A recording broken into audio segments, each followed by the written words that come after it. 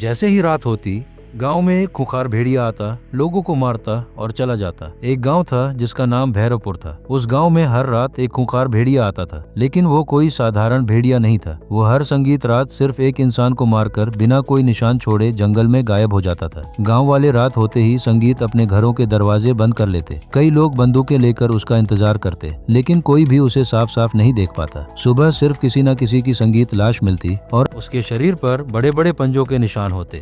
उसी गांव में टंग टुंग नाम का एक बहादुर लड़का रहता था। एक दिन जब संगीत उस भेड़िए ने उसके चाचा को मार दिया, तो टंग टुंग ने कसम खाई कि वह इस खूनी संगीत जानवर का अंत करके रहेगा। अगली रात वह बंदूक लेकर जंगल में छिप गया। आधी रात होते ही पेड़ों के बीच से डरावनी गुर्राने की आवाज आई। संगीत कुछ ही देर में एक विशाल काला भेड़िया उसकी तरफ बढ़ने लगा। उसकी आंखें लाल अंगारों की तरह संगीत चमक रही थी। टुंग टंग ने गोली चलाई, लेकिन गोली भेड़िए के आर पार निकल गई जैसे वह कोई भूत हो। तभी संगीत पीछे से गांव के सबसे बूढ़े बाबा की आवाज आई। उन्होंने कहा, यह कोई असली भेड़िया नहीं, यह श्रापित संगीत रक्षक है। बाबा ने बताया कि कई साल पहले गांव वालों ने लालच में जंगल संगीत का एक प्राचीन मंदिर तोड़ दिया था। उसी दिन से मंदिर का रक्षक भेड़िया श्राप बनकर हर रात गांव में आने लगा। उसे मारना नामुमकिन था। श्राप तभी टूट सकता था जब मंदिर दोबारा बनाया जाए। अगली सुबह टंग टंग संगीत ने पूरे गांव को सच्चाई बताई। पहले तो किसी ने उसकी बात नहीं मानी, लेकिन जब उसी रात फिर एक इंसान मारा गया तो संगीत सभी डर गए। पूरा गांव जंगल पहुंचा और टूटे हुए मंदिर को फिर से बनाने लगा।